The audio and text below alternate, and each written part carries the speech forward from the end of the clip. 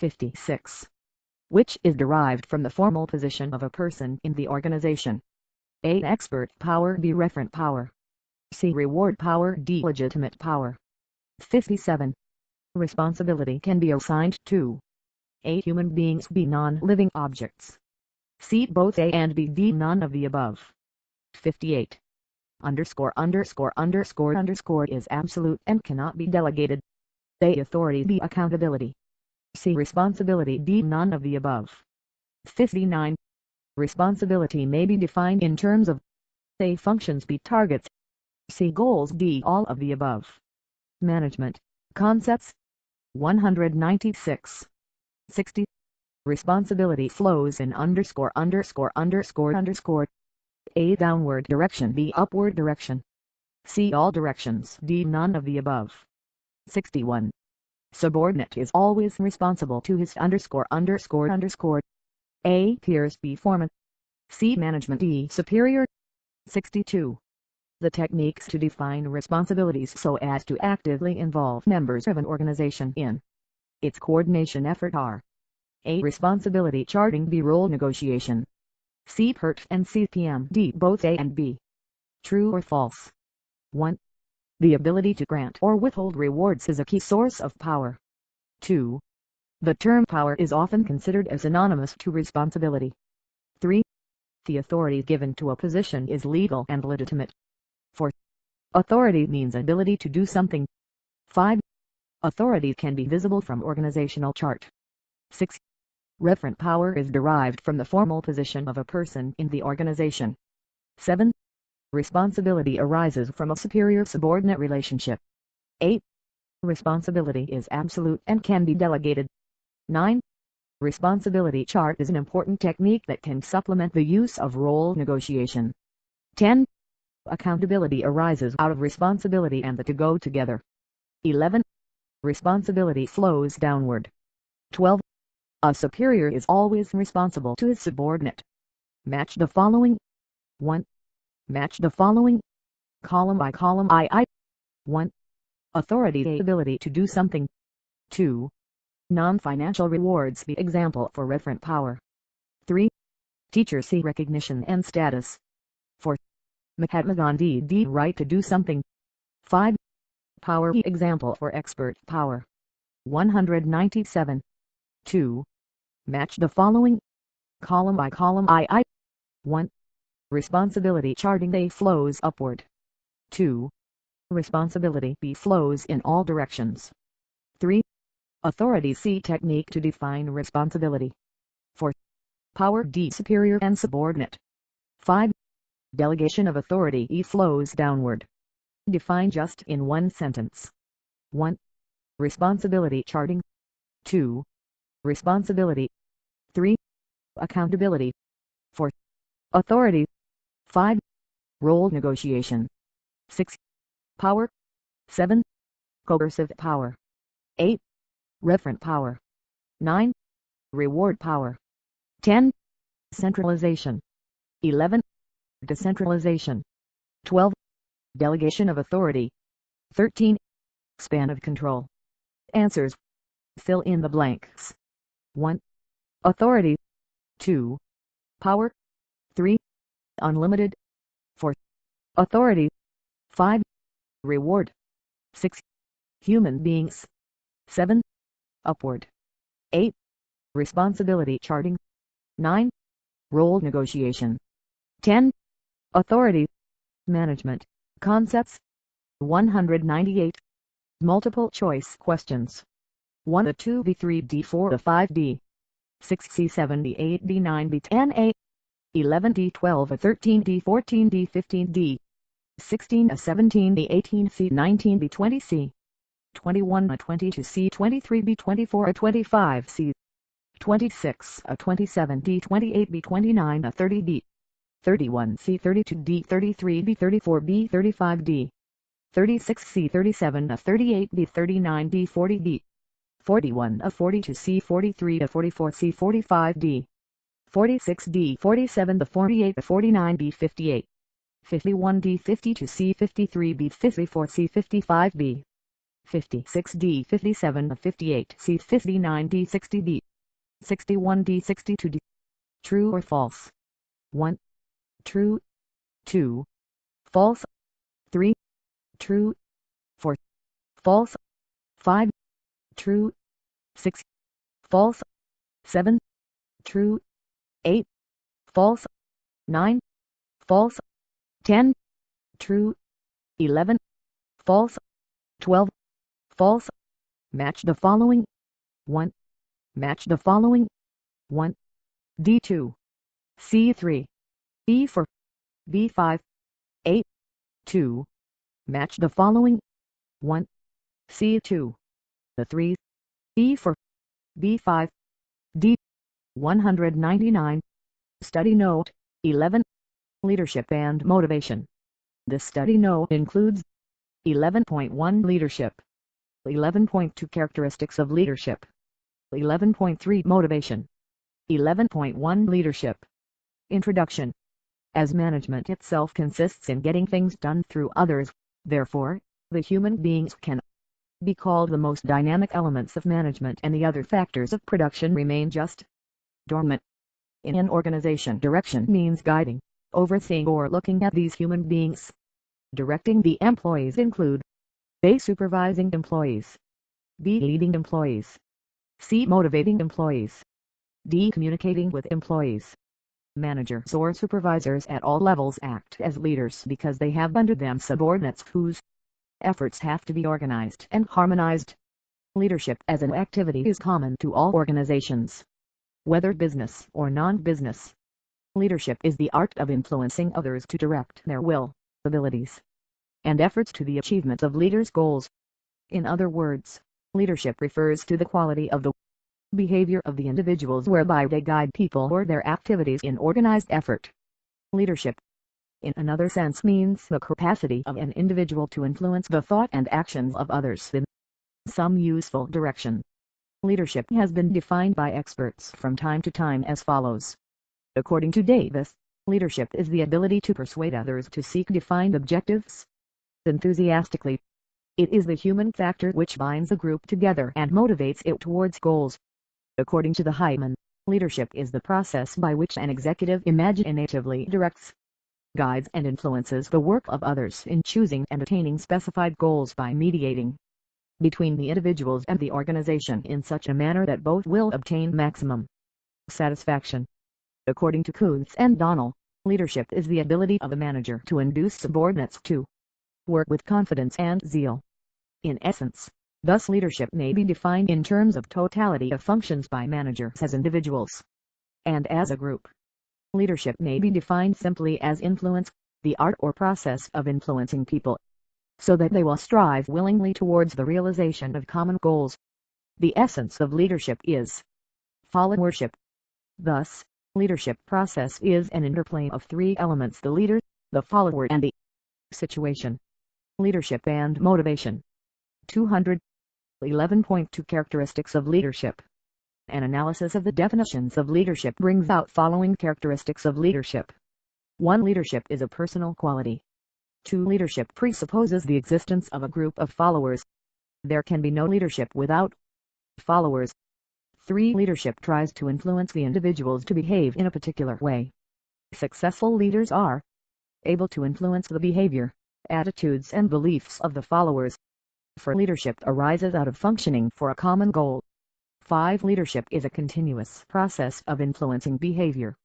6. Leadership is related to a particular situation at a given point of time under a specific set of circumstances. Thus, leadership style will be different under different circumstances. Difference between leadership and management. Leadership and management are different from each other. Following are the 2 points of distinction. 1. Leadership is a part of management. Leadership is one of the managerial functions. 2. Management is for the formal and organized groups, while leadership can be of completely unorganized, informal groups. Leadership can be formal as well as informal. Qualities of a successful leader. The leader must possess certain exemplary qualities by virtue of which he may be able to lead and guide his subordinates. From a holistic perspective, the qualities which are necessary for a successful leader can be stated as follows. 1. Physical energy and stamina. The leader should have a good personality, charming manners, and the ability to work hard. The leader will be successful only when he acts with the group as a member and works hard. The leader can help a business enterprise to achieve its objectives or goals. 2. Intelligence. Leaders should have somewhat higher intelligence than the average of their subordinates. They should possess the ability to think scientifically, analyze accurately and interpret clearly and concisely and problems faced by the group. 3. Vision and foresight. The leader should exhibit his trait of looking forward. He must have foresight to see and feel the future. He should take into account the happenings which are about to occur in future. This will enable him to maintain his influence over his subordinates. 4. Initiative. The main task of a leader is to initiate suitable sequence of actions in proper time. Hence, leaders must possess a strong, crucial motivation to keep accomplishing something. 5. Self-confidence. Self-confidence is essential to motivate the subordinates and boost up their morale. He should have confidence in himself whenever he takes any decision or initiates any cause of action. For this, a leader should have conceptual clarity about the things he is going to do. A confused leader may cause damage to the group or organization. 6. Open-mindedness or flexibility. The leader should be flexible or open-minded, i.e., he should be ready to absorb new ideas as may be demanded by the situation. He should be prepared to accommodate others' viewpoints and alter his decision, if need be. 7. Sense of responsibility. The leader should be prepared to shoulder the responsibility for the consequences of any steps he contemplates or takes. He should be aware of the duties and obligations associated with the position held by him. 201. 8. Human relations. The leader should possess the human relations attitude. He should be able to deal with people and secure their willing cooperation. He should try to develop social understanding with the people. He should try to achieve the voluntary cooperation of the subordinates. Leadership styles. On the basis of how leaders use their power, leadership styles can be classified into 3 broad categories: AUTOCRADIC, participative and free-rein, autocratic or authoritarian leadership. An autocratic leader exercises complete control over the subordinates. He centralizes power in himself and takes all decisions without consulting the subordinates. He dominates and drives his group through coercion and command. He loves power and never delegates authority. The leader gives orders and expects the subordinates to follow them ungrudgingly and unquestioningly. He uses rewards and holds threat of penalties to direct the subordinates. Advantages. An autocratic leadership style permits quick decision-making. It provides strong motivation and satisfaction to the leader who dictates terms. Less competent subordinates are needed at lower levels. The style may yield positive results when promptness is required. Disadvantages. An autocratic style leads to frustration, low morale and conflict among subordinates. Subordinates tend to shirk responsibility and initiative. Full potential of subordinates and their creative ideas are not utilized. The organizational continuity is threatened in the absence of the leader because a subordinate gets no opportunity for development. Autocratic leadership style may be appropriate when subordinates are uneducated, unskilled and submissive. Lack of knowledge and experience on the part of subordinates make it necessary that the leader takes decisions himself. This style may also be desirable when a company endorses fear and punishment as accepted disciplinary techniques. When a leader prefers to be dominant in decision-making, and there is little room for error in final accomplishment, autocratic leadership may enhance morale and improve productivity. Democratic or participative leadership. The consultative or democratic leader takes decisions in consultation and participation with the subordinates. He decentralizes authority and allows the subordinates to share his power. The leader does what the group wants and follows the majority opinion. He keeps the followers informed about matters affecting them. The democratic leader provides freedom of thinking and expression. He listens to the suggestions, grievances and opinions of the subordinates. Advantages. Consultative leadership improves the job satisfaction and morale of subordinates. It cultivates the decision-making ability of subordinates. The leader multiplies his abilities through the contribution of his followers. It develops positive attitudes of the leader and reduces resistance to change. Leadership and motivation. 202. The quality of decisions is improved. Labor absenteeism and labor turnover is reduced. Disadvantages. Democratic style is time-consuming and may result in delays in decision-making. It may not yield positive results when subordinates prefer minimum interaction with the leader. Over a period of time subordinates may develop the habit of expecting to be consulted. The consultation may be interpreted as a sign of incompetence on the part of the leader to deal with problems. It may be used as a means of passing the buck to others and abdicating responsibility. It requires considerable communicating and persuasive skills on the part of the leader. Autocratic democratic. Participative leadership is considered to be more effective than autocratic style, though there is no empirical proof for this. Consultative style is more compatible with the prevailing value system, which favors freedom of expression and independent thinking. The choice of leadership style depends upon the immediate goal and on the subordinates. If the immediate goal is increase in productivity, or subordinates have low need for independence, autocratic style may be preferable. But when the goal is job satisfaction and employees have a high need for independence, consultative style may be more effective. Consultative style is also appropriate where subordinates have accepted the goals of the organization and the leader really wants to share decision-making with the subordinates. Free rein or laissez-faire leadership. Free rein leadership involves complete delegation of authority so that subordinates themselves take decisions. The free rein leader avoids power and relinquishes the leadership position. He serves only as a contact to bring the information and resources needed by the subordinates. Advantages. Positive effect on job satisfaction and morale of subordinates. Maximum possible scope for development of subordinates. Full utilization of the potential of subordinates. 203. Disadvantages. Subordinates do not get the guidance and support of the leader. It ignores the leader's contribution just as autocratic style ignores the contribution of the subordinates. Subordinates may move in different directions and may work at cross purposes which may degenerate into chaos. Free rein style may be appropriate when the subordinates are well trained, highly knowledgeable, self-motivated and ready to assume responsibility. Leadership continuum. Tannenbaum and Schmidt have developed the concept of leadership continuum to highlight the range of possible leadership styles. At the left end of the continuum there is boss-centered autocratic leadership style, while at the right end is the subordinate-centered free rein style.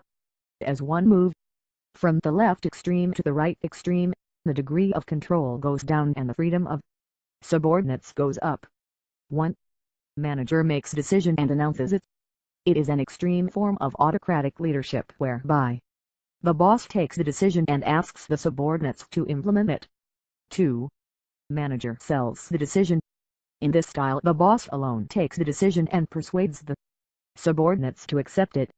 3. Manager presents ideas and invites questions. This style involves greater involvement of subordinates. The boss arrives at the decision and asks subordinates to express their views on it. 4. Manager presents tentative decision subject to change. Herein the boss takes a tentative decision and modifies it in the light of views expressed by the subordinates. 5. Manager presents problems, gets suggestions and takes decision. In this case the boss takes the decision after hearing the suggestion from subordinates. 6. Manager defines the limits and asks the group to make decision. Under this style of leadership the boss gives the freedom to subordinates to take decision subject to predetermined limits. 7. Manager permits subordinates to function within the limits defined by him. This style involves full participation of subordinates. The boss defines overall limits. Subordinates are free to decide and act within these limits. The continuum approach to leadership provides a wide range of leader behaviors. It identifies the behavioral alternatives available to a manager and highlights the dynamic nature of leadership. It also suggests that the leadership style should be adapted to the requirements of the particular situation. While choosing the appropriate style, the manager should consider the following factors. 1. Forces in the manager, manager's value system, his confidence in the subordinates, his leadership inclinations and his tolerance of ambiguity. 2. Forces in the subordinates, subordinates' need for independence, their tolerance for ambiguity, their willingness to assume responsibility for decision-making, their interest in and understanding of problems, their understanding of and identification with organizational goals, their experience with and expectations of leadership. 3. Forces in the situation, type of organization, nature of problems, group effectiveness, time, pressure, etc. Likert System of Management. Rensis Likert and his associates of the University of Michigan, USA conducted an extensive survey of management style and patterns in large number of organizations. Likert developed a continuum of 4. Leadership and motivation. 204. System of management. These systems indicate the stages of evolution in the patterns of management in organizations.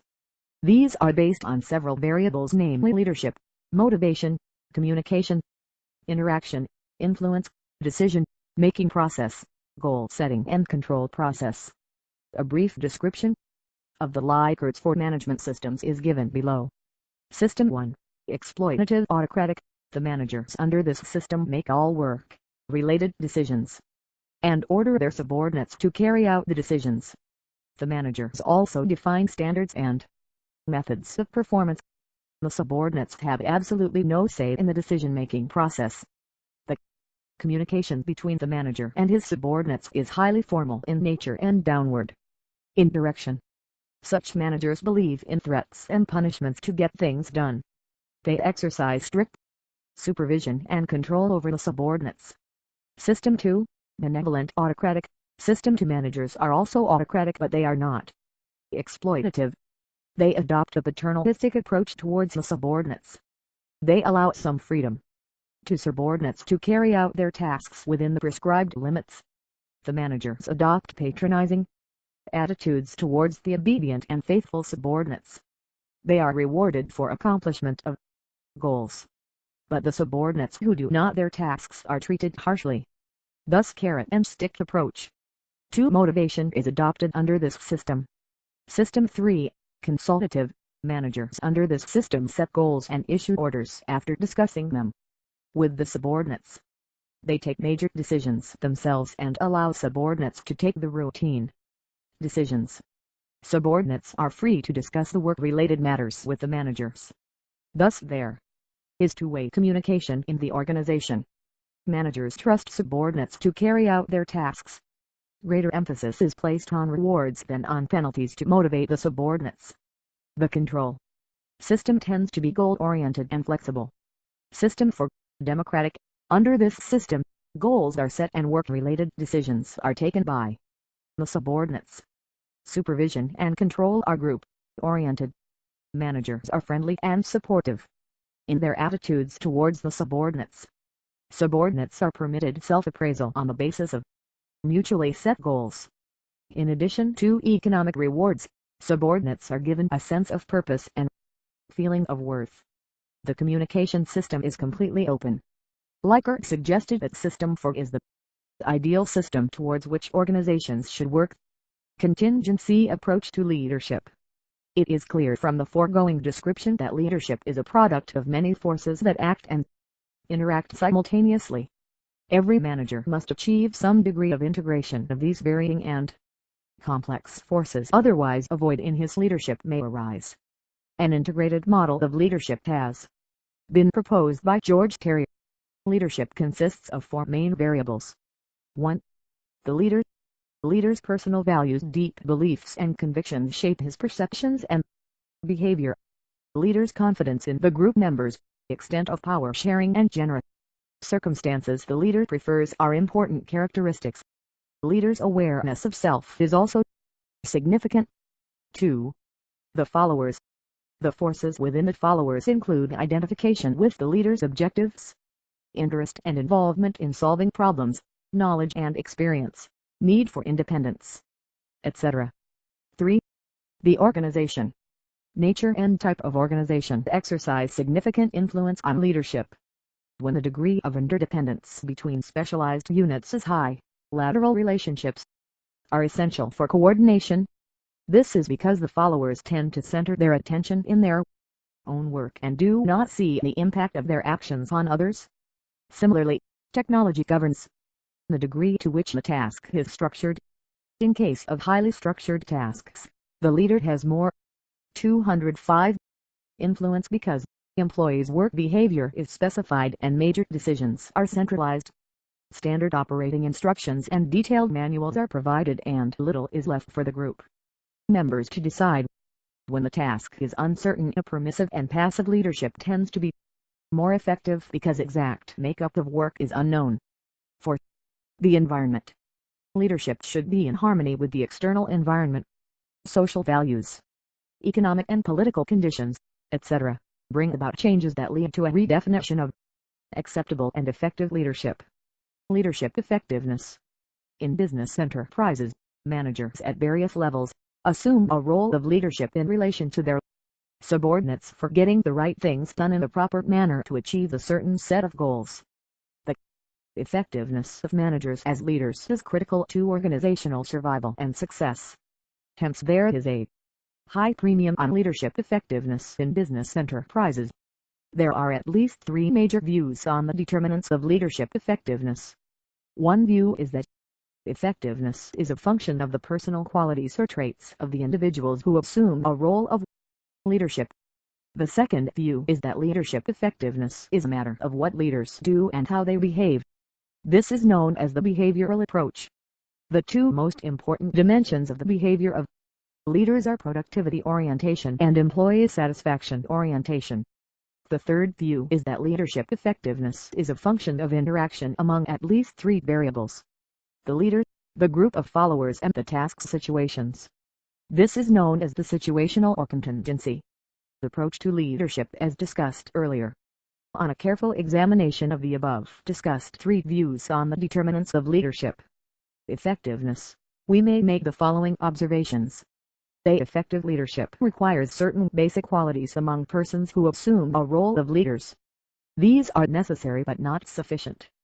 B. There is no ideal leadership style or behavior generally applicable for all situations.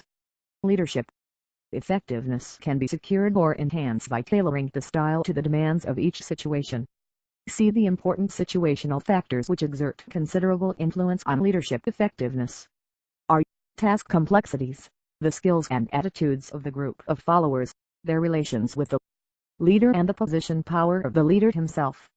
Measures for developing leadership ability of managers. It is at once necessary and possible for managers to develop and improve their leadership abilities. It is necessary because managers have to get things done through their subordinates. They will be able to get things done effectively if they have leadership ability. It is possible because they are several means and techniques of acquiring leadership abilities. Also, leadership abilities are not totally inborn or genetic. They can be acquired and learned by training and by other means. The measures for developing leadership ability of managers are explained as follows. A. Leadership training. Training programs are offered to expose managers to several leadership situations and teach them how to tackle them. The situations are partly simulated and partly real. The trainers create the situations wherein the managers undergoing leadership training are provided opportunities to diagnose problems, think of ways and means of tackling them, which partly involve testing of various styles of leadership against realities. Leadership training gives insights and experiences of managers on appropriate attitudes and behavior which they have to adopt in tackling diverse situations, on how to gain initiative and command over the situation, how leadership and motivation. 206. To inspire and motivate people, that measures are necessary to inject discipline, cohesiveness and teamwork ethic in the group, and so on. The managers under training are to be given immediate feedback on their leadership performance. The internal organizational exposure, another measure to develop the leadership ability of managers, is to expose them within the organization itself to critical situations calling for application of leadership abilities. Managers may be put in charge of committees assigned with the task of project implementation, coordination and control. Managers may also be placed in situations concerning people's problems, for example, how to improve the lowered morale of the work group, how to resolve internal conflict, how to induce a sense of involvement of work groups in the organization, and so on. See autonomy and accountability. Managers may be able to sharpen their leadership abilities under conditions of relative freedom. They should be allowed a large amount of freedom to evolve their own methods of tackling situations calling for critical leadership abilities. At the same time, they should be provided with the required organizational support in the form of authority position, power, status, and top management support, and so on. They should be given adequate discretion, dispensing rewards and penalties to their subordinates, within the framework of certain norms and rules. D. Opportunities for interaction.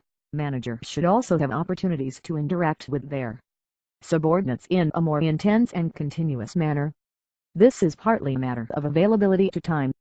Many managers get themselves so extremely busy with their own work that they find little time to talk or listen to their subordinates, to guide them, to understand their viewpoints, to be supportive to them and to develop them. 11.3 Motivation. Meaning and nature.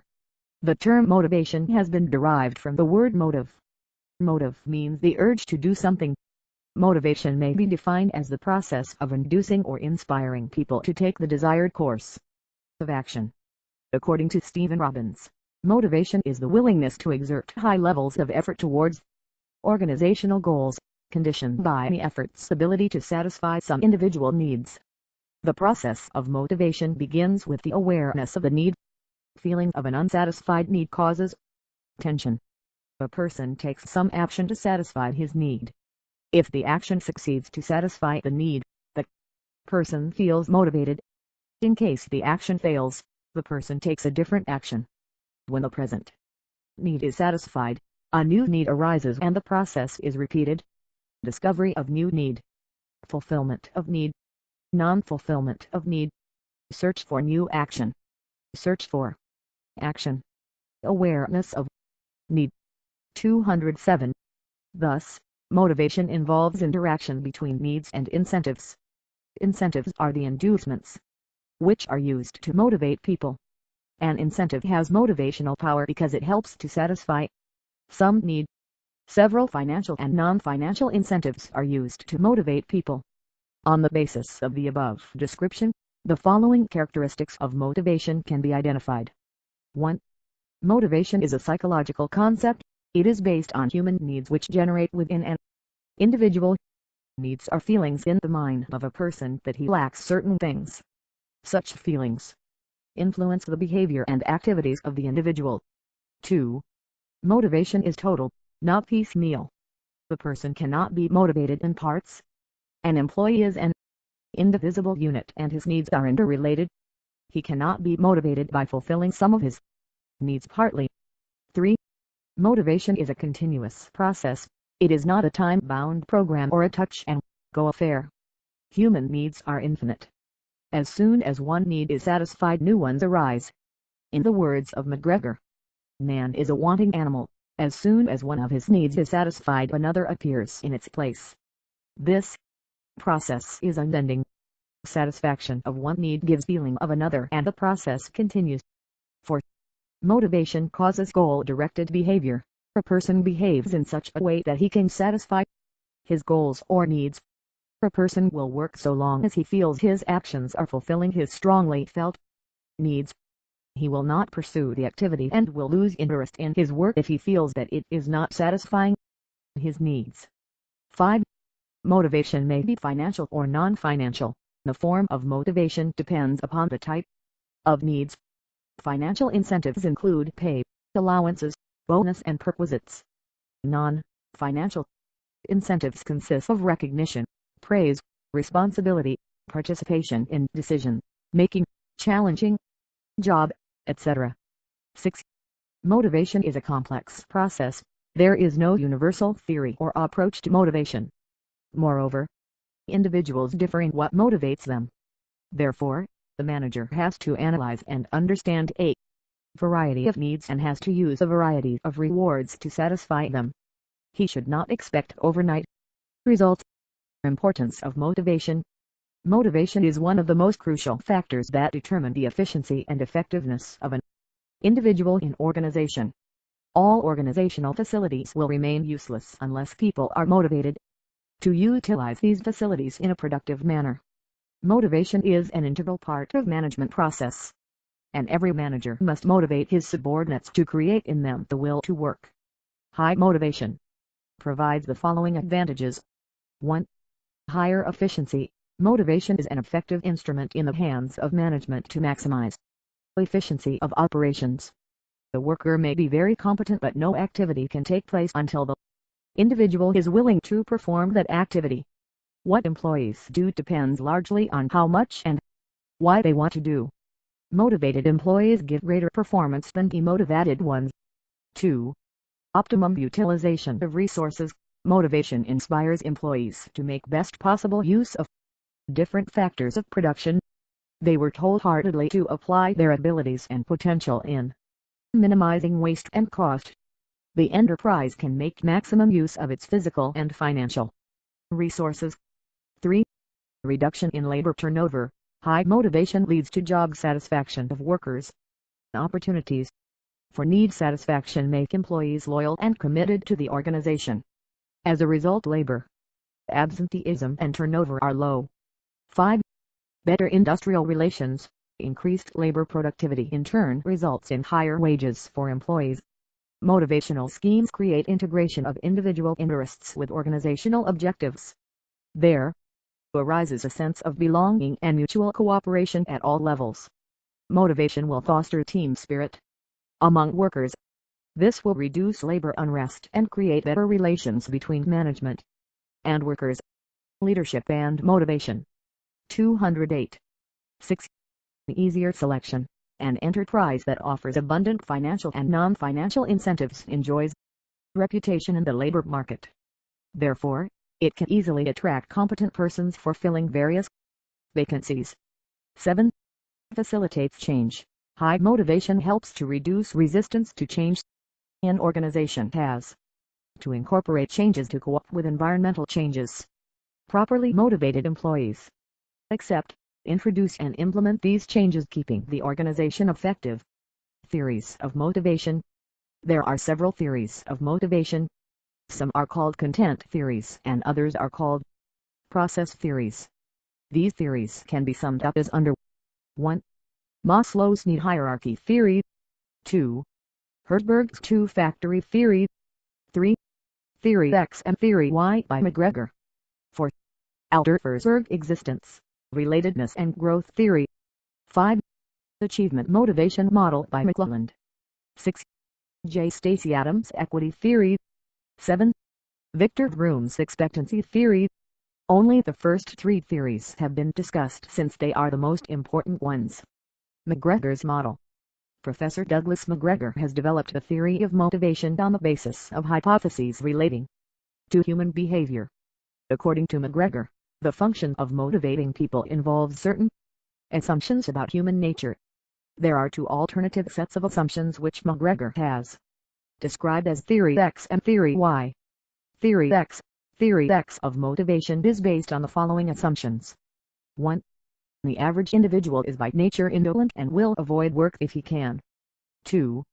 The average person lacks ambition, dislikes responsibility, and prefers to be led. 3. An average human being is inherently self-centered and indifferent to organizational goals. 4. Most people are by nature resistant to change and want security above all. 5. The average individual is gullible, not very bright, the ready victim of the schemers. On the basis of these assumptions, the conventional view of management puts forward the following propositions. 1. Management is responsible for organizing the elements of productive enterprise: money, materials, equipment, people in the interest of economic gain. 2. With respect to people, management involves directing their efforts, motivating them, controlling their actions and modifying their behavior to fit the needs of the organization. 3. Without active intervention by management, people would be passive, even resistant to organizational needs. They must, therefore, be persuaded, rewarded, punished and controlled. The above assumptions are negative in nature. Therefore, Theory X is a conventional or traditional approach to motivation. External control is considered appropriate for dealing with unreliable, irresponsible and immature people. According to McGregor, an organization built upon Theory X notions will be one in which there is close supervision and control of subordinates and high centralization of authority. Leadership in such an organization will tend to be autocratic, and workers will have 209 very little if any say in decisions affecting them. The climate in a Theory X organization would be impersonal. This theory implies use of carrot and stick approach. Theory Y. Theory X is based on a faulty conception of human nature. McGregor recognized certain needs that Theory X fails to take into account. These relate to self-fulfillment, ego satisfaction and the social needs of individual workers. To meet these human needs in business, McGregor suggested a counter-approach to management which he called Theory Y. The theory proposes that 1. Management is responsible for organizing the elements of productive enterprise in the interest of economic and social ends. 2. People are not by nature passive or resistant to organizational needs. They become so as a result of experience. 3. Motivation, potential for development, capacity for assuming responsibility and readiness to direct behavior toward organizational goals are present in people. Management does not put them there. It is the responsibility of management to make it possible for people to recognize and develop these characteristics for themselves. 4. The essential task of management is to arrange organizational conditions and methods of operations so that people can achieve their own goals best by directing their own efforts towards organizational goals. Theory Y is based upon the following assumptions. 1. The expenditure of physical and mental effort is as natural as play and rest. The average human being has no inherent dislike for work. Work, if meaningful, should be a source of satisfaction and it can be voluntarily performed. 2. Man will exercise self-control and self-direction in the service of objectives to which he is committed. External control or threat of punishment is not the only means of motivating people to work and achieve organizational goals. 3. Commitment to objectives is a result of the rewards associated with their achievement. The most significant of such rewards, e.g., the satisfaction of ego and self-development needs, can be the direct result of effort directed towards the organizational objectives. Once the people have selected their goal, they will pursue it even without close supervision and control. 5. The average human being, under proper conditions, does not shun responsibility. He is ready not only to accept responsibility but also to seek it. Avoidance of responsibility, lack of ambition, etc., are consequences of experience rather than being inherent in human nature. 6. The capacity to exercise a relatively high degree of imagination, ingenuity and creativity in the solution of organizational problems is widely, not narrowly, distributed in the population. 7. Under conditions of modern industrial life, the intellectual potentialities of people are only partially utilized. In reality, people have unlimited potential. Comparison between Theory X and Theory Y. Theory X. Theory Y. 1. Inherent dislike for work. Work is natural like rest or play. 2. Unambition and prefer to be directed by others. Ambition and capable of directing their others' own behavior. 3. Avoid responsibility. Accept and seek responsibility under proper conditions. 4. Lack creativity and resist change. Creativity widely spread. 5. Focus on lower-level physiological and safety. Both lower-level and higher-order needs need to motivate workers like social esteem and self-actualization are sources of motivation. Leadership and motivation. 210. 6. External control and close supervision required to achieve organizational objectives. Self-direction and self-control. 7. Centralization of authority and autocrat leadership. Decentralization and participation in leadership. Decision-making. Democratic leadership. 8. People lack self-motivation. People are self-motivated. Theory Y represents a modern and dynamic nature of human beings. It is based on assumptions, which are nearer to reality. An organization designed on the basis of Theory Y is characterized by decentralization of authority, job enrichment, participative leadership and two-way communication. System. The focus is on self-control and responsible jobs. Theory X places exclusive reliance on external control of human behavior while Theory Y relies on self-control and self-regulation. This difference is the difference between treating people as children and treating them as mature adults. After generations of the former, we cannot expect to shift to the latter overnight. McGregor's theory of motivation is simple. It helps to crystallize and put into right perspective the findings of the Hawthorne experiments. It has generated wide-ranging and lasting interest in the field of motivation. This theory offers a convenient framework for analyzing the relationship between motivation and leadership style. Despite its significance, McGregor's theory has been criticized for various reasons. First, it tends to overgeneralize and oversimplify people as being one way or the other. People cannot be put into two extreme patterns or stereotypes. Secondly, McGregor's theory squeezes all managerial styles and philosophies into two extremes of conduct which is devoid of reality. Thirdly, McGregor suggests tacitly that job itself is the key to motivation. But all persons do not look for motivation in the job, and not all work can be made intrinsically challenging and rewarding. Lastly, some managers may have Theory Y assumptions about human nature, but they may find it necessary to behave in a very directive and controlling manner with some people in the short run, to help them grow up in the developmental sense until they are truly white people. The question often posed is which theory X or Y is better. Most people believe that Theory Y is more desirable and productive, but it may not be the best approach for all situations. Theory X might be more suitable in some crisis situations but less appropriate in more routine and formalized situations. In some underdeveloped countries like India, Theory X may still be useful at the lower levels of organization. Maslow's model. Abraham H. Maslow, an eminent American psychologist, developed a general theory of motivation, known as the need hierarchy theory. The salient features of this theory are as follows. The urge to fulfill needs is a prime factor in motivation of people at work. Human beings strive to fulfill a wide range of needs. Human needs are multiple, complex and interrelated. Human needs form a particular structure or hierarchy. Physiological needs are at the base of the hierarchy while self-actualization needs are at the apex. Safety security needs, social needs, and esteem ego needs are positioned in between. As one proceeds from base towards apex, needs become less essential. Lower level needs must at least partially be satisfied before higher level needs emerge. In other words, the higher level need does not become an active motivating force until the preceding lower order needs are satisfied. Human beings strive to gratify their needs in a sequential manner, starting from the base of the hierarchy. All needs are not felt at the same time. 211. As soon as one need is satisfied, another need emerges. This process of need satisfaction continues from birth to death. Man is a wanting animal.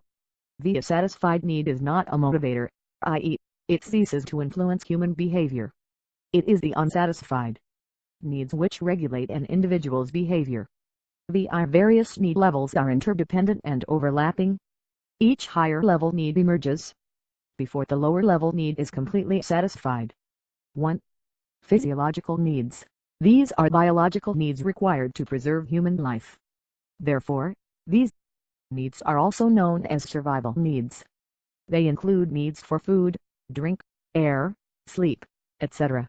These needs must be satisfied first of all and, therefore, they are a powerful motivating force when thwarted. Man lives by bread alone when there is no bread. Physiological needs must be satisfied repeatedly, but they are essentially finite. For example, an individual requires a limited amount of food but he requires it every day. 2. Safety needs. Once physiological needs are reasonably satisfied, a person wants protection from physical dangers and economic security. Safety needs are thus concerned with protection from danger, deprivation and threat. These needs are finite, but they may serve as motivators in case of arbitrary and unpredictable management actions. Such actions create uncertainty and people seek job security.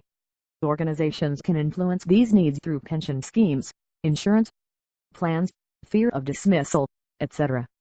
3. Social needs. Man is a social animal as he seeks affiliation or association with others. Social needs refer to need for belonging, need for acceptance, need for love and affection, etc. Such needs are infinite as they are considered as secondary needs because they are not essential to preserve human life. They represent needs of the mind and spirit rather than of the physical body. Organizations can influence these needs through supervision, communication system, work groups, etc. Esteem needs. Self-actualization needs. Succeeding to your full potential. Being promoted and given more responsibility. Social needs. Safety/security needs. Psychological needs. Having status and recognition. Achievement and independence. Being given recognition for a job well done. Friendship, the sense of belonging to a team. Work colleagues that support you at work. Protection against danger, protection against poverty, fair treatment, job security, food, rest, shelter, recreation, wages high enough to meet weekly bills. Abraham Maslow's need hierarchy theory, adopted from Maslow's hierarchy, applications for the workplace, leadership and motivation. 212. 4. Esteem needs. Esteem needs are of two types, self-esteem and esteem of others. Self-esteem needs include self-respect, self-confidence, competence, achievement, knowledge and independence. Esteem of others includes reputation, status, and recognition. These needs are infinite and thwarting them results in feelings of inferiority, weaknesses and helplessness. 5. Self-actualization needs. These are the needs for realizing one's full potential, for continued self-development, for being creative. It is the desire of becoming what one is capable of becoming. It is an infinite and growth need. It is psychological in nature and very few persons satisfy it. The conditions of modern industrial life provide limited opportunity for the satisfaction of self-actualization. Evaluation. Need hierarchy represents a typical pattern that operates most of the time. It must not be viewed as a rigid structure to be applied in all situations. Maslow's need priority model of motivation has gained extensive popularity because it is simple and logical. It is compatible with the economic theory of demand. The theory helps to explain why a person behaves differently into similar situations. It provides an insight into what is common to all. It extends to all areas of human life and is not limited to work situation alone. But there is little empirical support for it because its propositions could not be vigorously tested through empirical research. The theory could not be validated, but it is said to contain some fundamental truths which do not require any proof. However, the theory is widely criticized for the following reasons. I needs are not the only determinant of behavior. People seek objects and engage in behavior that is in no way connected with the gratification of needs. There are other motivating factors like perceptions, expectations, experiences, etc.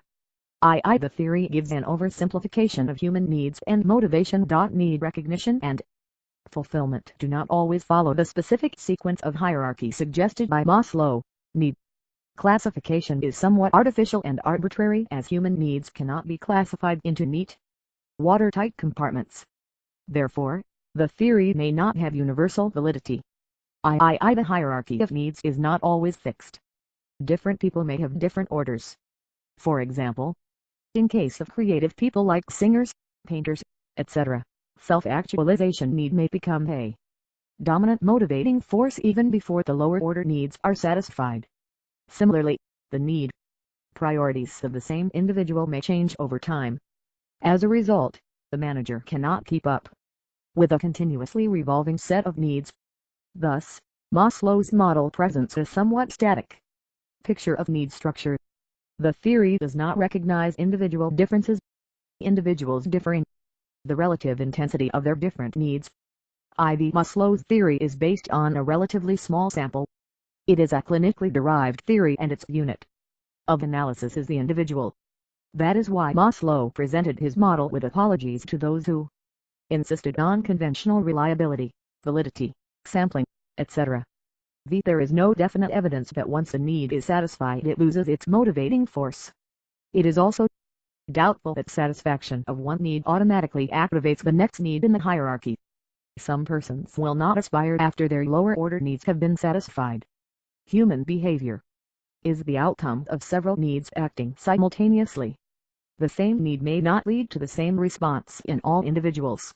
Similarly, one particular behavior may be the result of different needs.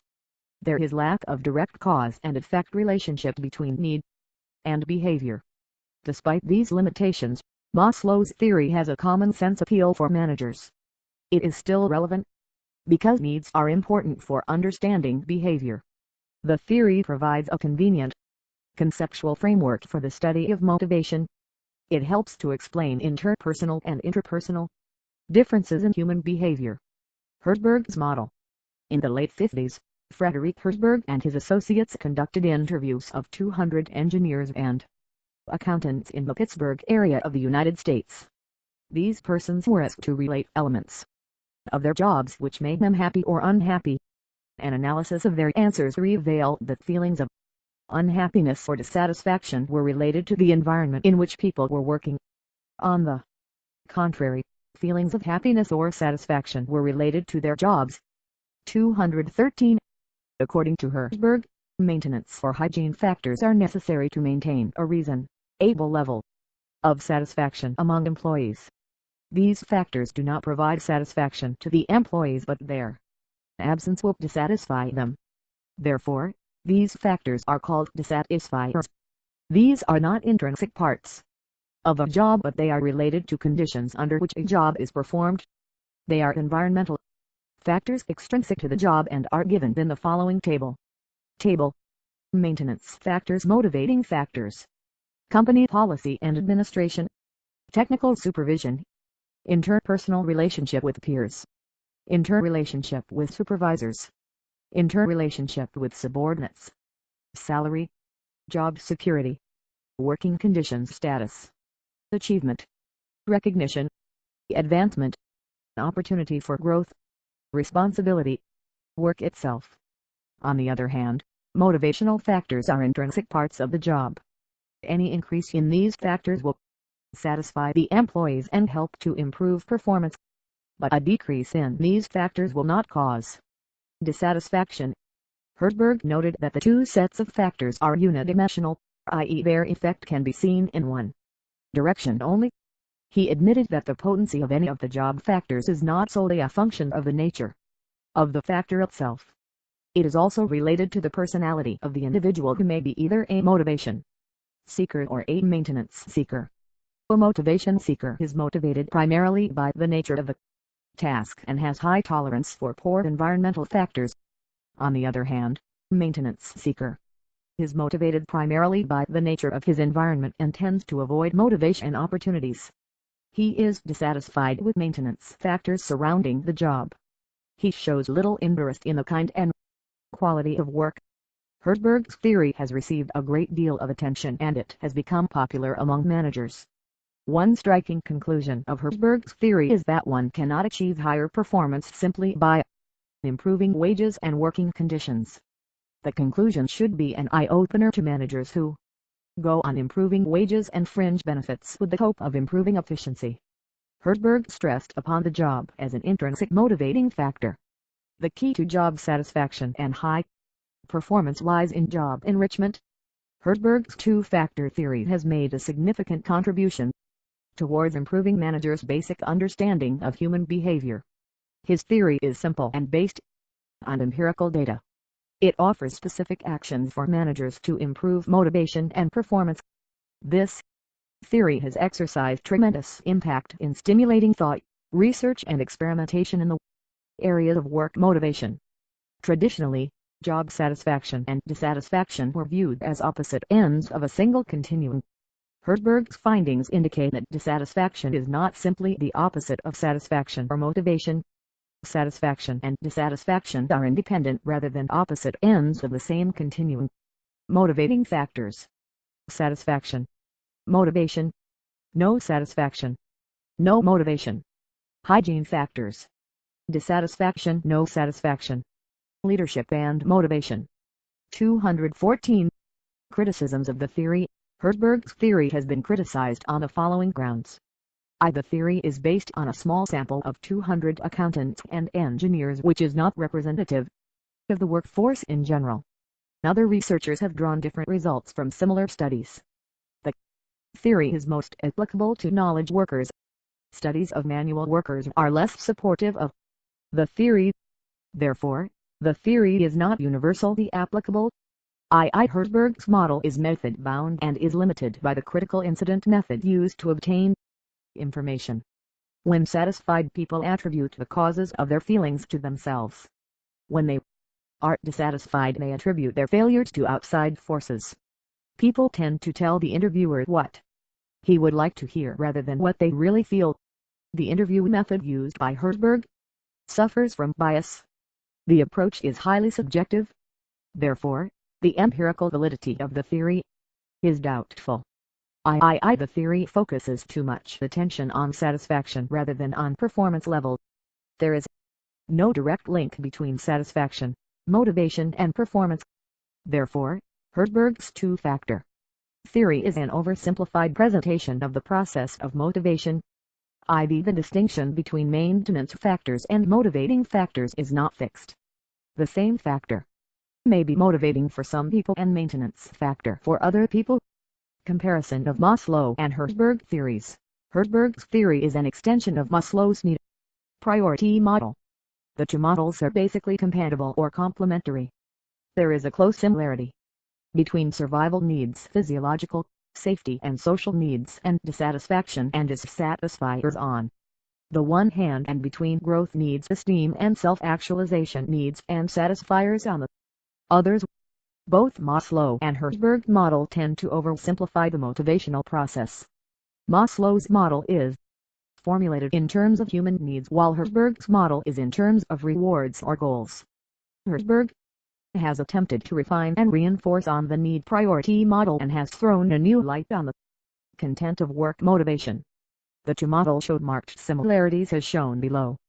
Self-actualization, esteem or status, affiliation or acceptance, security or safety, physiological, Maslow's need hierarchy.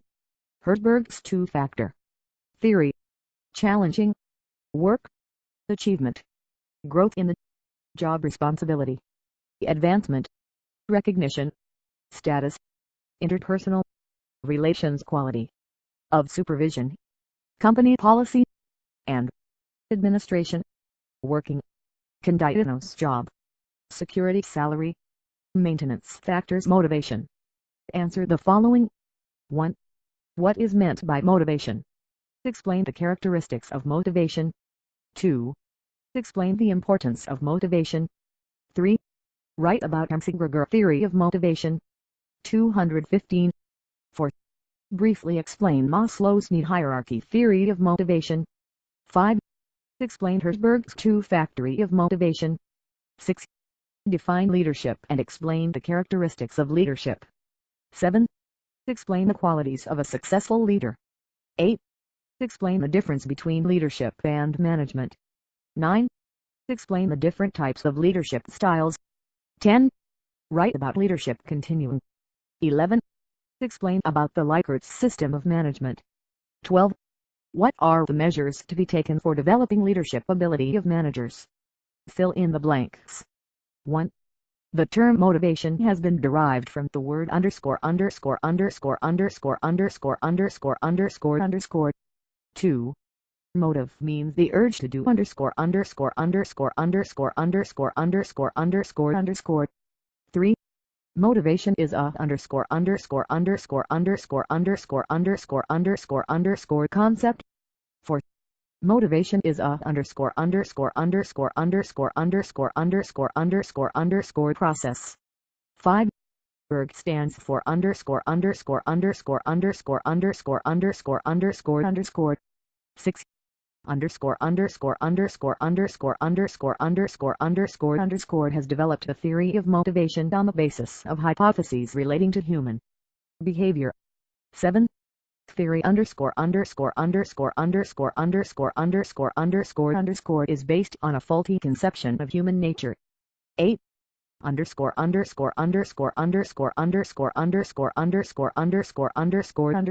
eminent American psychologist developed a general theory of motivation. 9. Esteem needs are of two types, self-esteem and .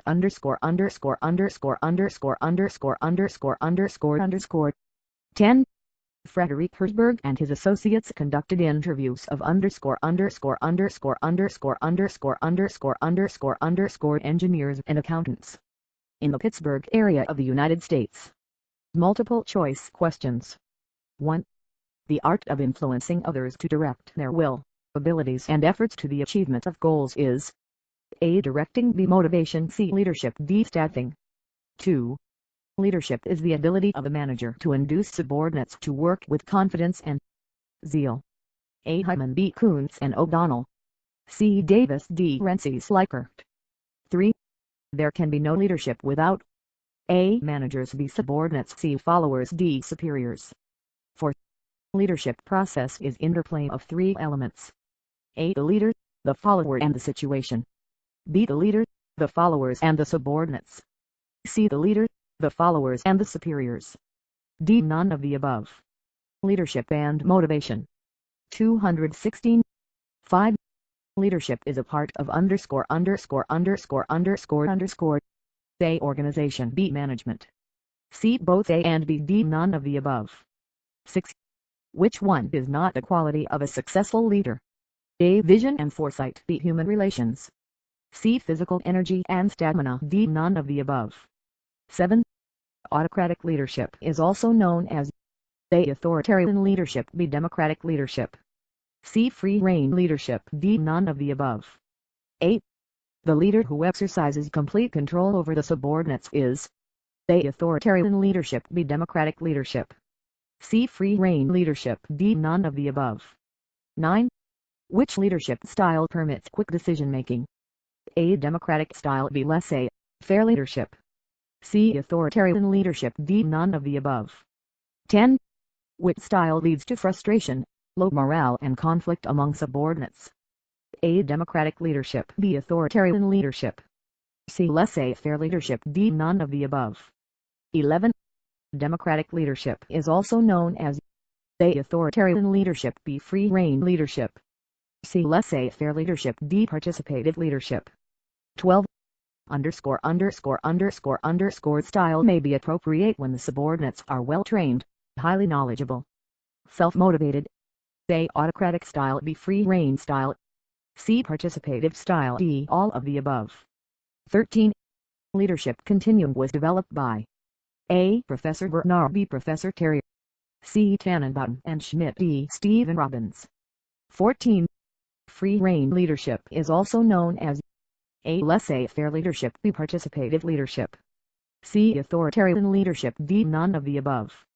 15. Who avoids power and relinquishes the leadership position? A. Autocratic leader. B. Democratic leader.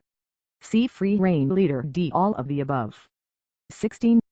Under which leadership subordinates do not get the guidance and support of the leader? A. Free-rein leadership. B. Autocratic leadership. C. Participative leadership. D. None of the above. 217. 17. Which style is appropriate where subordinates have accepted the goals of the organization? A. Free-rein leadership. B. Autocratic leadership. C. Participative leadership. D. None of the above. 18. Labor absenteeism and labor turnover are reduced in case of: A. Autocratic leadership. B. Democratic leadership. C. Free-rein leadership. D. None of the above. 19. Which leader takes decisions in consultation and participation with subordinates? A. Autocratic leadership. B. Free-rein leadership. C. Democratic leadership. D. None of the above. 20. Leadership style may be appropriate when subordinates are uneducated, unskilled, and submissive. A. Participative leadership. B. Autocratic leadership. C. Free rein leadership. D. None of the above. 21. Which leader provides freedom of thinking and expression? A. Democratic leadership. B. Autocratic leadership. C. Free rein leadership. D. None of the above. 22. Rensselaer Sliker and his associates of the University of Michigan, USA conducted an extensive survey on style. A. Leadership. B. Management. C. Both A and B. D. Neither A nor B. 23. System 1 managers are A. Exploitative autocratic. B. Benevolent autocratic. C. Consultative autocratic. D. Democratic. 24. System 2 managers are A. Exploitative autocratic. B. Benevolent autocratic. C. Consultative autocratic. D. Democratic autocratic. 25. System 1 managers believe in A. Rewards. B. Penalties to motivate the subordinates. C. Threats and punishment. D. All of these. 26. According to Likert, which system of management is ideal system?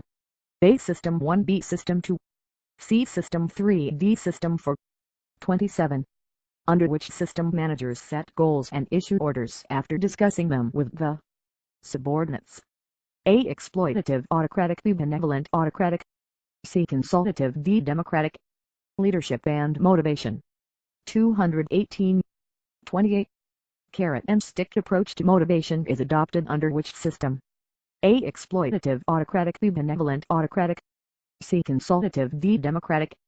29. In which system managers exercise strict supervision and control over the subordinates? A. Exploitative autocratic. B. Benevolent autocratic. C. Consultative. D. Democratic. 30. The system that adopts the paternalistic approach towards the subordinates is A. Exploitative autocratic. B. Benevolent autocratic. C. Consultative. D. Democratic. 31. An integrated model of leadership has been proposed by A. Professor Bernard B. George Terry. C. Few Taylor. D. Henry Theodell. 32. Who conducted an extensive survey of management style and patterns in large number of organizations? A. Rensselaer Sliker and his associates. B. George Terry. C. Professor Bernard D. F. W. Taylor. 33. Developed a continuum of 4 system of management. A. George Terry. B. Professor Bernard. C. F. W. Taylor. D. Rensselaer Sliker. 34. The term motivation has been derived from the word A. Motivate. B. Motivated. C. Motive. D. None of the above. 35. Means urge to do something. A. Power. B. Motive. C. Authority. D. None of the above. 36. Is the reflection of needs and wants. A. Power. B. Authority. C. Motive. D. None of the above. 37. The process of inducing or inspiring people to take the desired course of action means A. Motivation. B. Staffing. C. Induction. D. Training. 38. The process of motivation begins with A. Fulfillment of need. B. Discovery of need. C. Awareness of need. D. Search for action. 39. Involves interaction between needs and incentives. A. Motivation. B. Control. C. Coordination. D. None of the above. 219. 40. Motivation is a concept. A. Psychological. B. Mental. C. Behavioral. D. None of the above. 41. Which of the following is not a financial incentive? A. Pay. B. Allowance. C. Recognition. D. Bonus. 42. Which of the following are non-financial incentives? A. Participation in decision-making. B. Challenging job. C. Recognition. D. All of the above. 43. Is there any universal theory or approach to motivation? A. Yes. B. False. C. Partly true. D. None of the above. 44. High motivation provides A. Optimum utilization of resources. B. Better industrial relations. C. Reduction in labor turnover. D. All of the above. 45. Who developed a theory of motivation on the basis of hypotheses relating to human behavior? A. M. C.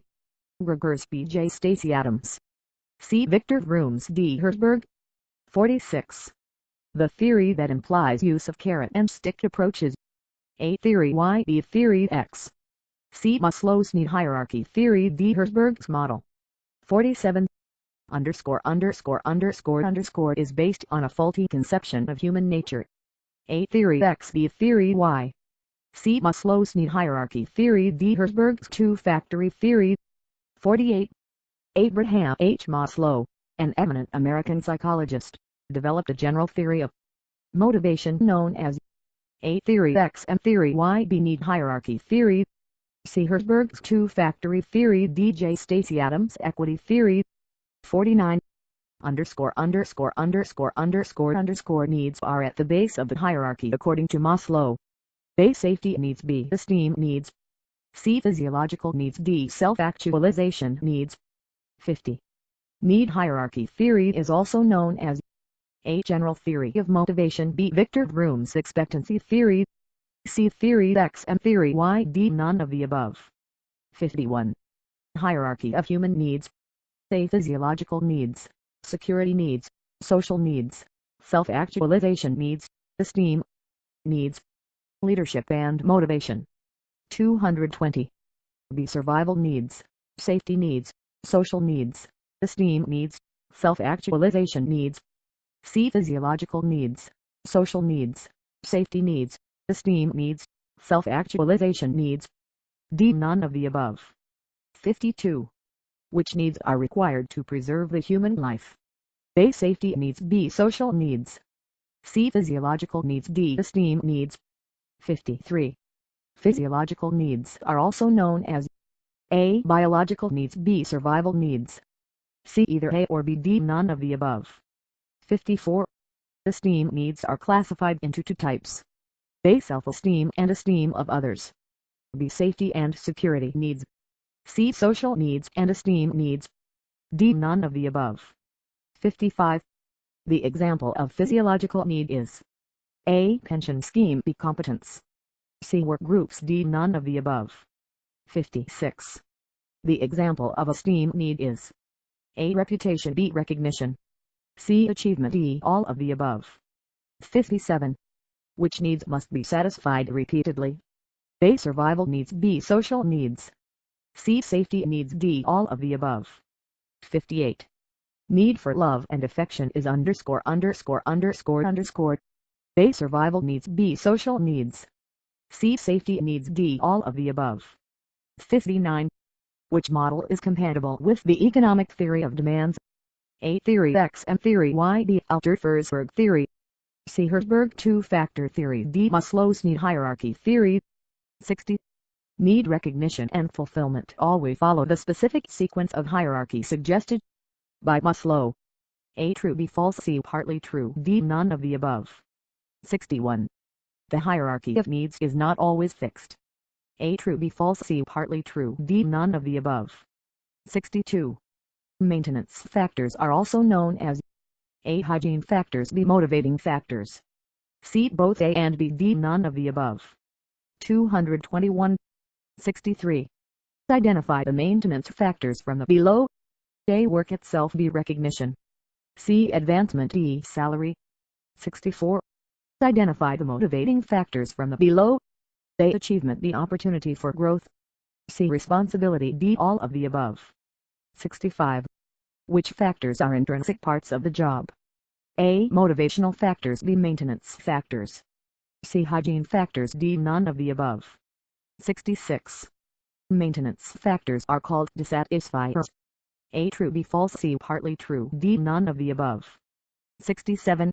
Frederick Herzberg and his associates conducted interviews of engineers and accountants in the Pittsburgh area of the United States. A. 600 B. 200 C. 20 D. 2000. 68. The distinction between maintenance factors and motivating factors is fixed. A. True. B. False. C. Partly true. D. None of the above. 69. Herzberg's theory is an extension of A. Theory X and theory Y. B. Alter-Fersberg theory. C. Victor Vroom's expectancy theory. D. Maslow's need hierarchy theory. 70. Maslow's model is formulated in terms of A. Human needs. B. Wants. C. Rewards. D. Goals. 71. Hertzberg's model is formulated in terms of A. Human needs. B. Wants. C. Rewards or goals. D. None of the above. 72. Hertzberg suggested the use of ___ factors to avoid dissatisfaction. A. Motivating factors. B. Environmental factors. C. Maintenance factors. D. None of the above. 73. Reward systems can be designed on ________ A. Individual basis. B. Group basis. C. Either A or B. D. None of the above. 74. ________ Reward systems can be in the form of piecework, production bonus and performance-based commissions. A. Individual. B. Group. C. Either A or B. D. None of the above. Leadership and motivation. 222. 75. Reward systems are generally in the form of gain sharing and profit sharing. A. Individual. B. Group. C. Either A or B. D. None of the above. 76. Under a group reward system, every member of a group is paid the same reward on the basis of _____. A. Individual performance. B. Group performance. C. Individual or group performance. D. None of the above. 77. Which of the following is not a maintenance factors?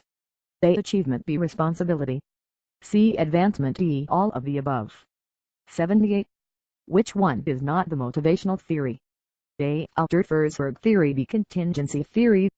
C. J. Stacey Adams equity theory. D. Victor-Vroom's expectancy theory. 79. Work is natural like rest or play according to A. Theory Y. B. Theory X. C. Theory X and Theory Y. D. None of the above. 80. Likert suggested that _____ is the ideal system towards which organizations should work. A. System 1. B. System 2. C. System 3. D. System 4. True or false? 1. The art of influencing others to direct their will, abilities and efforts to the achievement of goals is called leadership. 2. Autocratic leadership is also known as democratic leadership. 3. The leader who exercises complete control over the subordinates is called autocratic leadership. 4. Leadership continuum was developed by Tannenbaum and Schmidt. 5. Participative leadership style may be appropriate when subordinates are uneducated, unskilled, and submissive. 6. Carrot and stick approach to motivation is adopted under benevolent autocratic system. 7. Maintenance factors are also known as hygiene factors. 8. The distinction between maintenance factors and motivating factors is fixed. 9. Likert suggested that System 4 is the ideal system towards which organizations should work. 10. Work is natural like rest or play according to Theory X. 223. Match the following. 1. Match the following. Column by column II. 1. Motive A. System 1 managers. 2. Benevolent autocratic the urge to do something. 3. Exploitative autocratic C. Abraham H. Maslow. 4. Free rein D. System 2 managers. 5. General theory of motivation laissez-faire leadership. 2. Match the following. Column by column II. 1. Need for acceptance A. Esteem needs. 2. Self-confidence B. Hygiene factors. 3. Physiological needs C. Social need. 4. Theory X and Theory Y. D. Professor Douglas McGregor. 5. Maintenance factors E. Survival needs. Define the following just in one sentence. 1. Motivation. 2. Leadership. 3. Autocratic leadership. 4. Participative leadership. 5. Maintenance factors. 6. Motivating factors. 7. Free rein leadership. 8. Leadership continuum. 9. Esteem needs. 10. Self-actualization needs. Answers. Fill in the blanks. 1. Motive. 2. Something. 3. Psychological. 4. Continuous. 5. Existence, relatedness and growth. 6. Professor Douglas McGregor. 7. X. Leadership and motivation. 224. 8. Abraham H. Maslow. 9. esteem by others. 10. 200. Multiple choice questions. 1C to B3 C4 to 5B. 6D 78 a 9C 10B. 11D 12D 13C 14 to 15C. 16 to 17C 18B 19C 20B. 21 to 22B 23 to 24B 25C. 26D 27C 28B 29 to 30B. 31B 32 to 33D 34C 35B. 36C 37 to 38C 39 to 48. 41C 42D 43B 44D 45A. 46B 47 to 48B 49C 58. 51B 52C 53C 54 to 55D. 56D 57 to 58B 59D 60D. 61 to 62 to 63D 64D 65A. 66 to 67B 68B 69D 78. 71 to 72 C 73 C 74 to 75B. 76B 77D 78B 79D 80D. True or false? 1. True. 2. False. 3. True. 4. True. 5. False. 6. True. 7. True. 8. False. 9. True. 10. False. Match the following. 1. Match the following. 1. B2. D3. B4. B5. C. 2. Match the following. 1. C2. B3. E4. D5. B. 225. Study Note 12. DECSION Making. This study note includes 12.1 Introduction, 12.2 Types of Decision, 12.3 The decision-making process, 12.1 Introduction. One of the indispensable components of management of organizations is the decision-making. Every manager is in decision-making. Herbert A. Simon equated management with decision-making because whatever a manager does is nothing but decision-making. All the functions of management involve decision-making, and hence it is all-pervasive in nature. For instance, the manager has to decide the long-term objectives of the organization, strategies, policies, and procedures to be adopted to achieve these objectives. He has to decide how the jobs should be structured to match the jobs with the individuals in the organization. He has to decide how to motivate the people to achieve higher performance. He has to decide what activities should be controlled and how to control these activities, etc.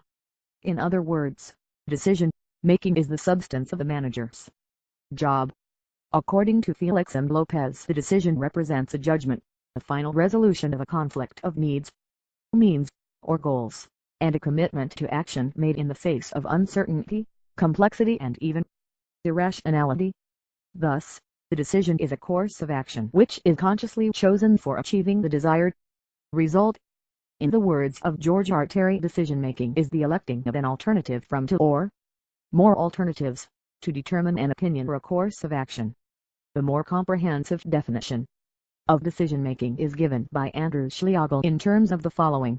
Decision-making is a process involving information, choice of alternative actions, implementation, and evaluation that is directed to the achievement of certain stated goals. John McDonnell, stressing the importance of decision-making, opines, the business executive by profession is a decision-maker. Uncertainty is his opponent, and overcoming it is his mission. Whether the outcome is a consequence of luck or wisdom, moment of revision is without doubt the creative event in the life of the executive. Thus, the decision is the selection of a course of action from several alternatives, and the decision-making is the process of arriving at the final selection. 12.2 Types of decision. There are several types of decisions. Routine and strategic decisions. Tactical or routine decisions are made repetitively following certain established rules, procedures, and policies. They neither require collection of new data nor conferring with people. Thus they can be taken without much deliberation. They may be complicated but are always one-dimensional. They do not require any special effort by the manager. Such decisions are generally taken by the managers at the middle and lower management level. Strategic or basic decisions. the other hand, are more important and so they are taken generally by the top management and decision making. 226. Middle management. The higher the level of the manager, the more strategic decisions he is required to take. The strategic decisions relate to policy matters and so require a thorough fact-finding and analysis of the possible alternatives. Finding the correct problem in such decisions assumes great importance. The managers are more serious about such decisions as they influence the decision-making at the lower levels. Programmed and non-programmed decisions. The programmed decisions are of routine and repetitive natures which are to be dealt with according to specific procedure. But the non-programmed decisions arise because of unstructured problems. There is no standard procedure for handling such problems. For example, if an employee absents himself from his work for a long time without any information, the supervisor need not refer this matter to the chief executive. He can deal with such an employee according to the standard procedure which may include charge sheet, suspension, etc. But if a large number of employees absent themselves from work without any information, such a problem cannot be dealt in routine manner. It has to be dealt with as an unstructured problem and the decision should be taken by the chief executive. Non-programmed decisions require thorough study of the problem and scientific analysis of the situational factors.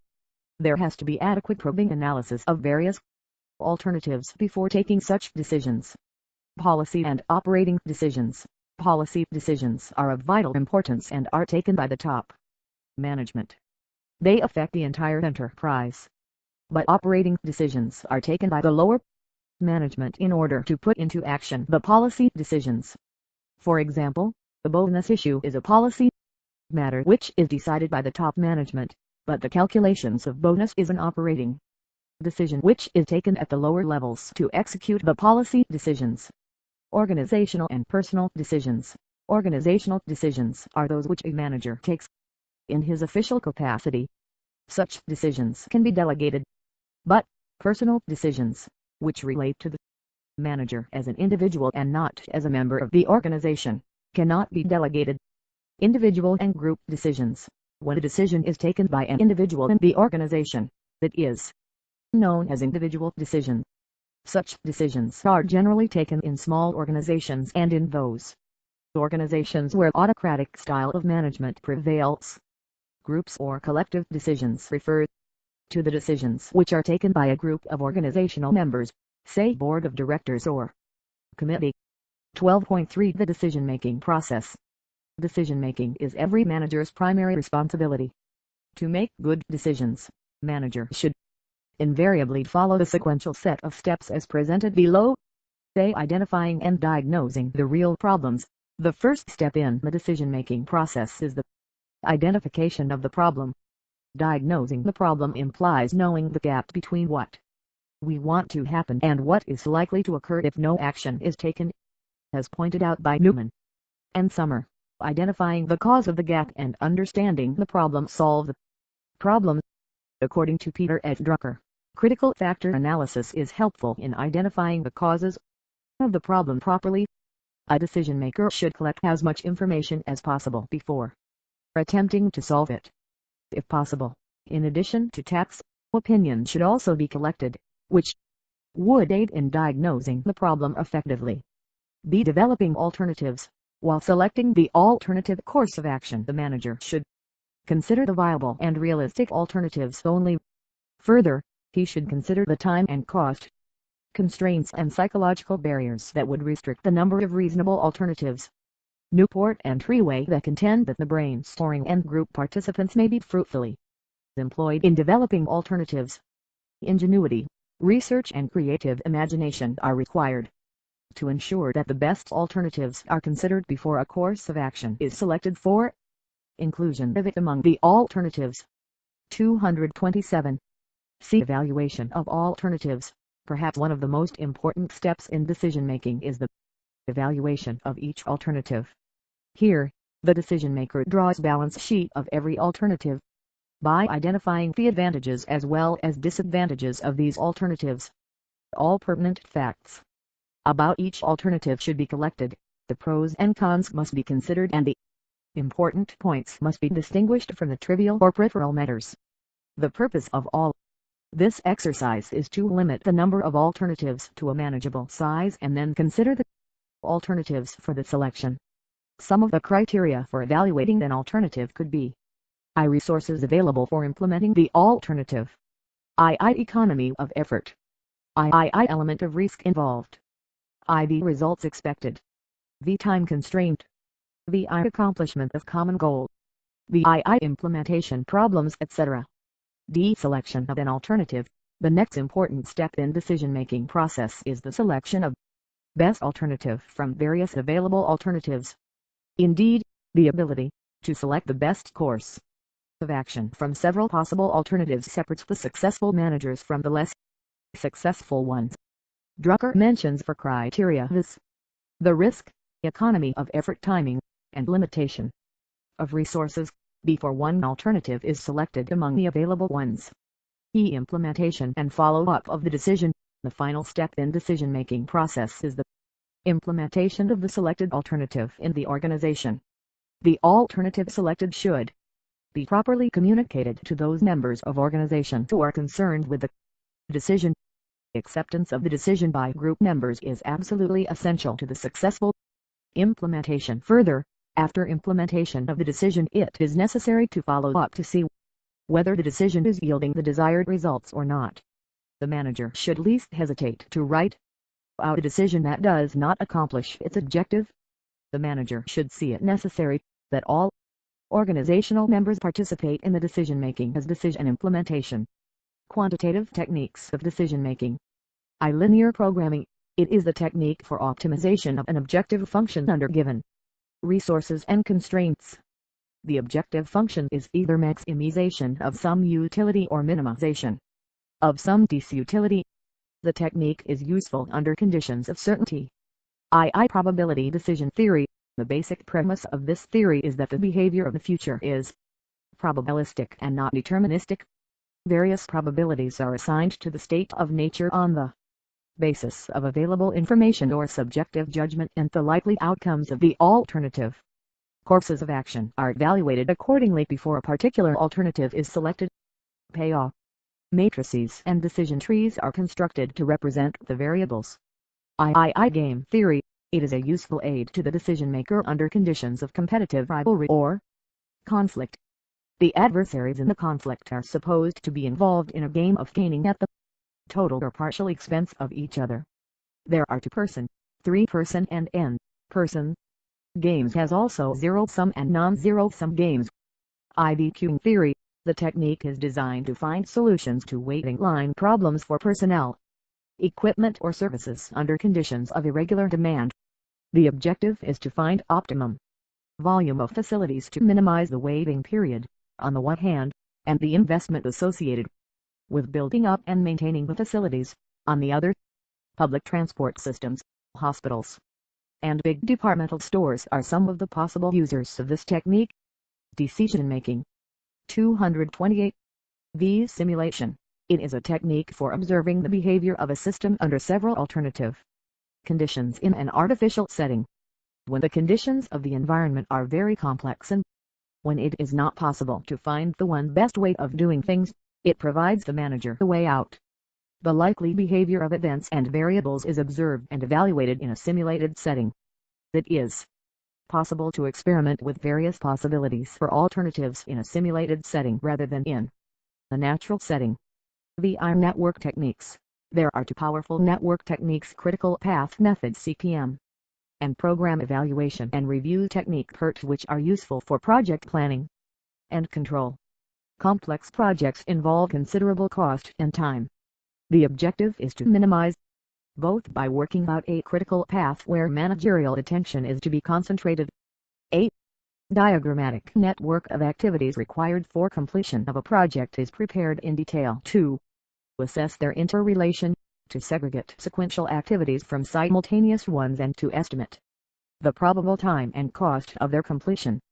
Modern techniques for non-programmed decisions. Creative techniques. Creative thinking is needed for solving novel, non-routine problems. Creativity refers to ability to generate new ideas and new ways of doing things. Brainstorming is one of the creative techniques. It involves use of the brain to find different ideas which can solve a critical problem. It is a group-based technique. Members of the group in a session are encouraged to throw up all possible alternative solutions to a problem. The ideas may be wild or impractical, but they may lead to a creative solution ultimately. Participative techniques. Employee participation in management and decision-making is often hailed as industrial democracy. The participative approach has several positive attributes for problem-solving purposes. Involvement of individuals and groups in decision-making improves the quality of decisions, fosters responsibility and commitment for implementing them, enhances employee motivation and morale, and results in more acceptable and timely decisions, and so on. Heuristic techniques. It is a sophisticated type of trial and error technique to find solutions to complex problems on a step-by-step basis. It recognizes the fact that decision-making in complex, strategic problems cannot be irrational and systematic. It is bound to be sporadic and fragmented because of information gaps, conflicting goals, perverse human behavior, and the uncertain nature of the environment. Certain rules of thumb or heuristics are developed to facilitate the transition towards decisions. There are great possibilities for using computers to employ heuristics. Technique for solving major strategic problems. Guidelines for effective decision-making. One of the measures of effective management is the extent to which managers adopt effective decision-making processes to make decisions. A decision-making process and a decision is effective if it makes significant contribution to the achievement of managerial and organizational objectives at acceptable levels of costs and unsought consequences. Within this broad setting, we may identify the principles, guidelines or the ways and means of making the process effective, as follows. 1. Establishment of multiple decentralized centers of managerial decision-making at appropriate organizational levels and delegation of adequate authority along with pinpointing of accountability for making decisions to managers at each center. 2. Determination of appropriate decision-making workload at each center, so as to minimize the possibility of overloading at any center. 3. Coordination of various decision-making centers through communication and other means so as to ensure consistency and cooperation in making decisions. 4. Establishment of expert advisory staff units to provide the needed intellectual and professional inputs for decision-making. 229. 5. Formulation and communication of organizational objectives, policies, decision rules and procedures to serve as guidelines to managers in their decision-making function. 6. Design and installation of decision support systems which include information and control systems, so as to provide logistic support to managers. Answer the following questions. 1. Explain the different types of decisions. 2. Explain the steps in decision-making process. 3. What are the quantitative techniques of decision-making? 4. Explain the modern techniques for non-programmed decisions. 5. Briefly explain the guidelines for effective decision-making. Fill in the blanks. 1. Underscore is needed for solving novel, non-routine problems. 2.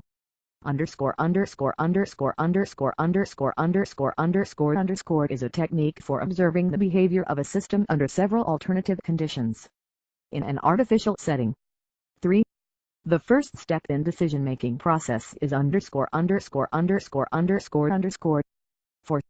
Tactical decisions are also known as 5. Strategic decisions are also known as 6. Programmed decisions are of in nature. 7.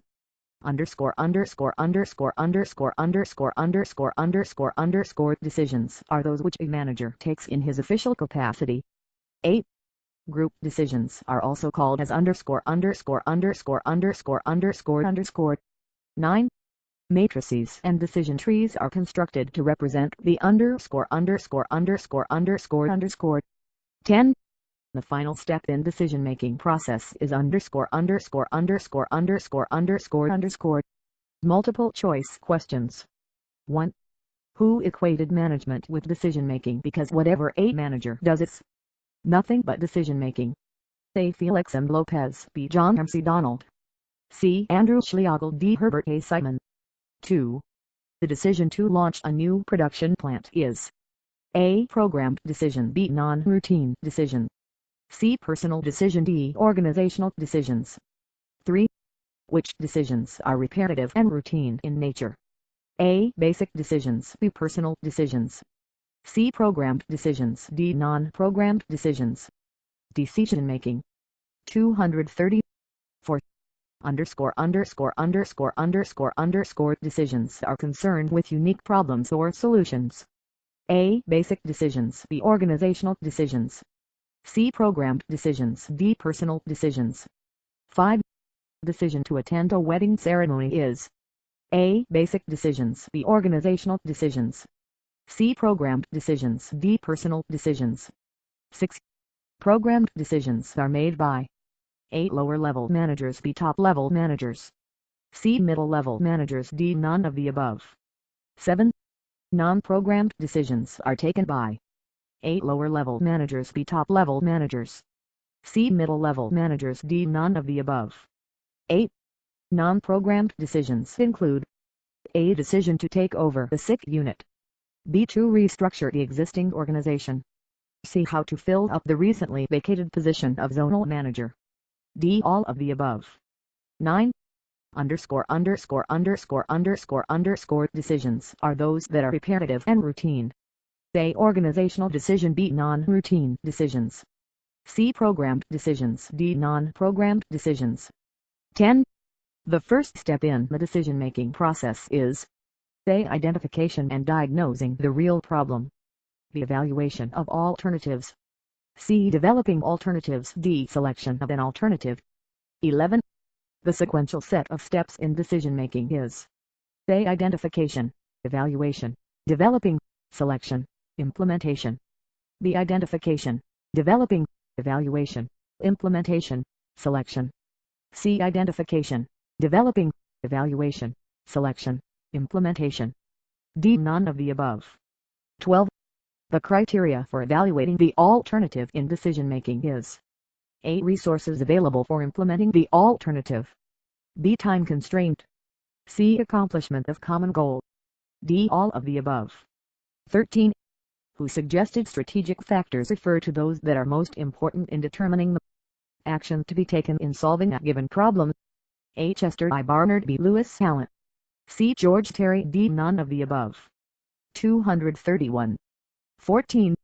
What strategic factors should a manager has to consider while evaluating the alternatives? A. Tangible. B. Intangible. C. Both A and B. D. Either A or B. 15. Drucker mentions for criteria for selection of an alternative. A. Risk, economy of effort, timing and limitation of resources. B. Risk, economy of cost, timing and limitation of human resources. C. Value, economy of effort, timing and limitation of resources. D. Safety, value, timing and limitation of resources. 16. The final step in decision-making process is A. Selection of an alternative. B. Developing alternative. C. Evaluation of alternative. D. Implementation and follow-up of decision. 17. Decisions into programmed decisions and non-programmed decisions is adopted by A. Peter Drucker. B. Herbert Simon. C. M. Lopez. D. John M. C. Donald. 18. Underscore underscore underscore underscore underscore decisions refer to decisions, techniques and rules. A. Programmed decisions. B. Non-programmed decisions. C. Strategic decisions. D. Tactical decisions. 19. The decisions which are made on situations and problems which are novel and non-repetitive are A. Programmed decisions. B. Non-programmed decisions. C. Strategic decisions. D. Tactical decisions. 20. Strategic decisions are made at which level? A. Middle level. B. Lower level. C. Top level. D. At all levels. 21. Strategic decisions includes decisions on A. Plant location. B. Introduction of new products. C. Acquisition of outside enterprises. D. All of the above. 22. Tactical decisions are also known as A. Operational decisions. B. Programmed decisions. C. Non-programmed decisions. D. Strategic decisions. 23. Tactical decisions are made to implement A. Programmed decisions. B. Non-programmed decisions. C. Strategic decisions. D. Individual decisions. Decision making. 232. 24. Disadvantage of group decision making are A. Delays in decision making.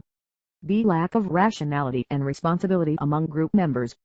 C. Dilution of the quality of decisions. D. All of the above. 25. Which of the following are quantitative techniques of decision making? A. Probability decision theory. B. Queuing theory. C. Simulation. D. All of the above. 26. Which of the following are the modern techniques for non-programmed decisions? A. Creative techniques. B. Participative techniques. C. Heuristic techniques. D. All of the above. 27. Which is a sophisticated type of trial and error technique to find solutions to complex problems on a step-by-step basis? A. Creative techniques. B. Participative techniques. C. Heuristic techniques. D. None of the above. 28. PERT and CPM are ______ techniques. A. Queuing theory. B. Simulation. C. Linear programming. D. Network. 29. The technique for observing the behavior of a system under several alternative conditions in an artificial setting is known as A. Game theory. B. Simulation. C. Probability decision theory. D. Linear programming. 30. Brainstorming is one of the ______ techniques. A. Creative. B. Participative. C. Heuristic. D. None of the above. 31. The technique that involves use of the brain to find different ideas which can solve a critical problem is A. Participative technique. B. Heuristic technique. C. Creative technique. D. All of the above. True or false? 1. Brainstorming is one of the participative techniques. 2. Tactical decisions are made repetitively following certain established rules, procedures and policies. 233. 3. Programmed decisions are of routine and repetitive nature which is to be dealt with according to specific procedure. 4. Policy decisions are of vital importance and are taken by the middle management. 5. The final step in decision-making process is selection of an alternative. Define just in one sentence. 1. Decision-making. 2. Routine decisions. 3. Strategic decisions. 4. Programmed decisions. 5. Non-programmed decisions. 6. Policy decisions. 7. Individual decisions. 8. Simulation. 9. Network techniques. 10. Game theory. Answers. Fill in the blanks. 1. Creative thinking. 2. Simulation. 3. Identifying and diagnosing the real problems. 4. Routine decisions. 5. Basic decisions. 6. Routine and repetitive. 7. Organizational. 8. Collective decisions. 9. Variables. 10. Implementation and follow-up of the decision. Decision making. 234. Multiple choice questions. 1D to B3 C4 to 5D. 6 to 7B 8D 9C 10A. 11C 12D 13 A 14C 15A. 16D 17B 18 to 19B 20C. 21D 22 to 23C 24D 25D. 26D 27C 28D 29B 38. 31. C. True or false? 1. False. 2. True. 3. True. 4. False. 5. False.